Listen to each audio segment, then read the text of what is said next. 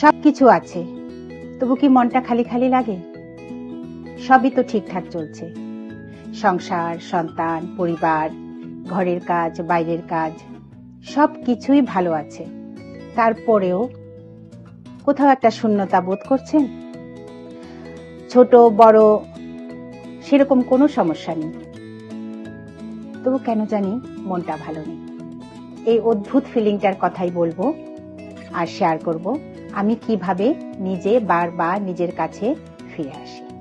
আমরা আসলে কোথায় নিজেকে হারাই জীবনের একটা পর্যায়ে এসে, বিশেষ করে 50+, 55+ বা তারও যত বেশি সময় আমাদের এগোতে থাকে, তখন একটু একটু করে আমরা নিজেদেরকে যেন হারিয়ে ফেলি। আমরা যখন ছোট ছিলাম, ভাবুন আমরা যখন ছোট ছিলাম তখন আমরা কত কিছু করতে ভালোবাসতাম। বিশেষ করে আমার তো ভীষণ প্রিয় খেলা ছিল পুতুল খেলা আর রান্নাবাটি খেলা। একটু একটু করে বড় হতে লাগলাম, তখন আমরা আমাদের নিজের আইডেন্টিটি হারিয়ে ফেললাম। আমরা আসলে অনেকে বুঝতেই পারি না যে আমি এখন কি ভালোবাসি। কারোর স্ত্রী, কারোর মা, কারোর বৌমা, কাজের জগতে প্রফেশনাল, এগুলি হয়ে যায় আমাদের আইডেন্টিটি। কিন্তু কোনো এক অলস মুহূর্তে যদি আমরা নিজেকেই প্রশ্ন করি যে আমি কে, আমি কি করতে ভালোবাসি, আর সঙ্গে সঙ্গে যদি তার উত্তর না পাওয়া যায়, সেটাই হচ্ছে আমাদের ক্রাইসিস। অনেকেই ভাবেন যে আমি তো সারা দিন ব্যস্ত থাকি, তাহলে আমার দিনের শেষে বা কখনো যখন একা থাকি, তাহলে মনটার মধ্যে কেন এমন অদ্ভুত ফিলিং হয়। আসলে ব্যস্ত থাকা আর ফুলফিল থাকা কিন্তু এক জিনিস নয়, দুটো সম্পূর্ণ আলাদা জিনিস।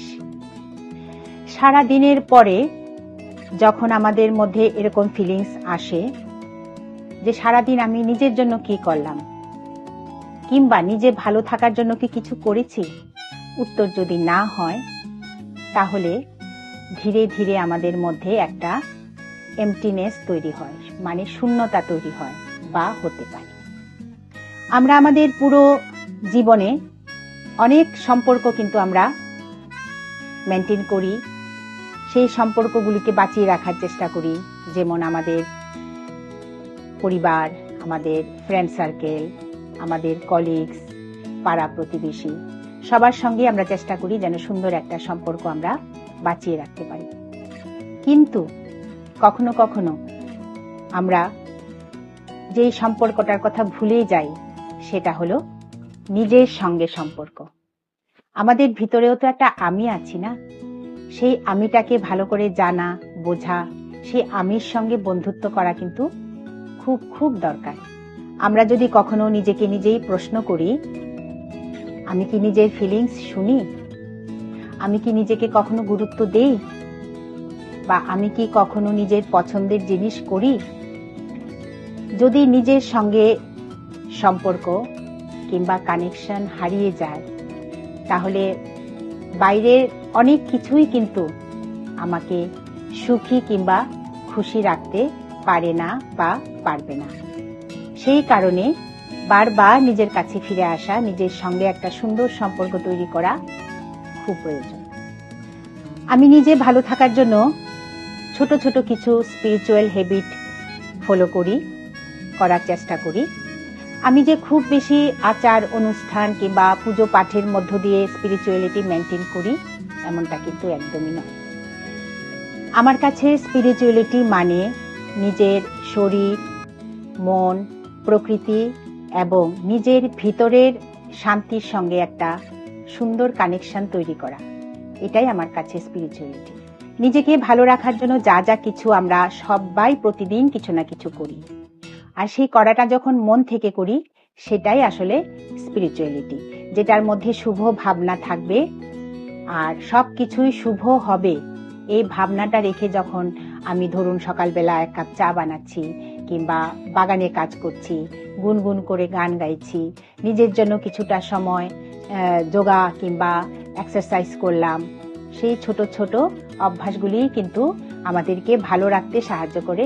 আর শুধু ভালো রাখাই নয়, এই যে অভ্যাসগুলো, সেগুলোই কিন্তু স্পিরিচুয়ালিটি। আমি এগুলো কেন করছি? নিজেকে ভালো রাখার জন্য। আমি নিজে যখন ভালো থাকবো, তখন কিন্তু আমি আমার পরিবারের সবাইকে ভালো রাখতে পারবো এবং সবাইকে খুশি রাখতে পারবো। আর প্রত্যেকটি পরিবার যদি খুশি থাকে, তাহলে কিন্তু আমাদের সমাজটা একদিন খুব সুন্দর একটা সমাজে পরিণত হবে।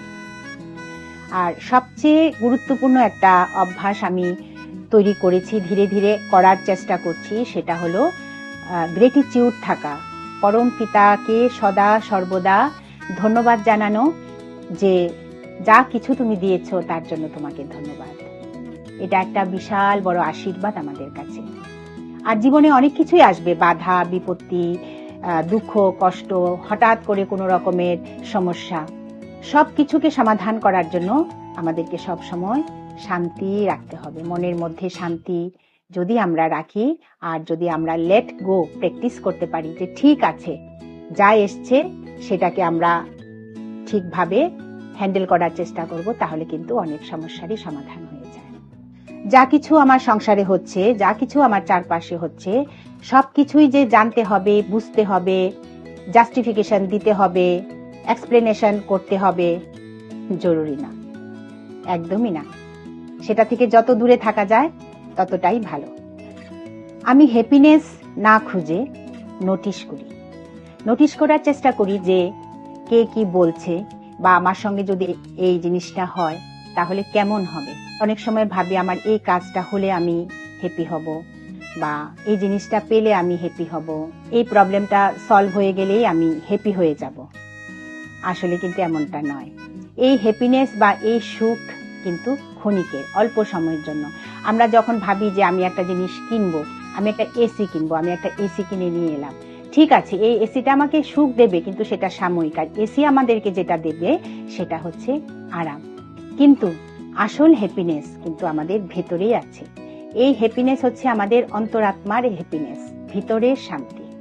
এই যে সুখ, সেটা যে বড় অনেক কিছুতেই পাওয়া যাবে এমনটা আমার কাছে নয়। আমি যখন একটা সুন্দর গান শুনি, কিংবা যখন বাগানে গিয়ে দেখি ছোট্ট চারা গাছে নতুন পাতা মেলেছে বা কুড়ি এসেছে, সেটা যে কত আনন্দের, সেটা হচ্ছে আসল সুখ। এক কাপ চা নিয়ে যখন বসি আর নিজের মতো করে সেই চাটাকে অনুভব করতে করতে পান করি বা খাই, সেটাও কিন্তু একটা সুখ। এই ছোট ছোট মুহূর্তগুলো যখন আমরা নোটিশ করি, তখন আমরা আমাদের জীবনকে আসলে ফুলফিল করারই চেষ্টা করি। তখন আমরা অনেক ভালো থাকি। তখন আমাদের মধ্যে সেই বোধটা আসে না যে আমি কেন একা।